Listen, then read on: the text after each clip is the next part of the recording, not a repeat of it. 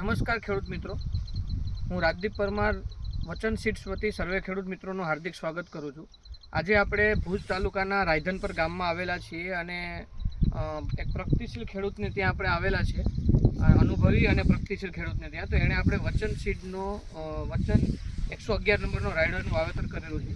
4 એકરનો plot છે અને આપણે ખેડૂતને પૂછીએ કે એને રાયડો કેવો લાગે છે અને થોડુંક રાયડા વિશે જોઈએ કેટલી માલ લાગેલું છે. રામ રામ સાહેબ. રામ રામ. શું નામ સાહેબ તમારું? ખેંગા પટેલ રબારી રાયધનપર.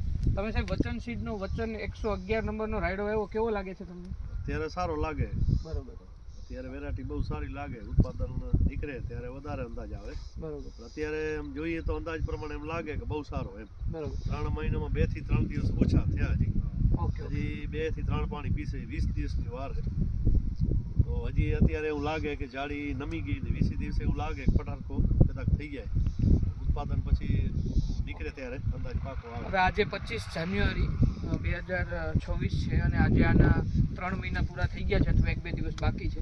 અત્યારે તમે જોઈ શકો એકદમ નમી ગયો છે, માલ પુષ્કળ પ્રમાણમાં માલ લાગેલો છે. તમે જોઈ શકો હાઇબ્રિડ રાયડો છે વચન સીડ્સનો અને ઉત્પાદનમાં એવું લાગે છે કે 30 થી 35 મણ એકરે કચ્છના મીન્સ કે 40 કિલોવાળા મણ 30 થી 35 મણ એકરે ઉત્પાદન આવશે એવું દેખાઈ રહ્યું છે. તમે અહીંયા બતાવો કે કેટલો ઢળી ગયો છે ને નકરો માલ જ દેખાય છે.